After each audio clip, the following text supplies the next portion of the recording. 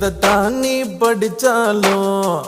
எக்ஸாம தான் முடிச்சாலும் என்னதாரு சொல்லுன்னு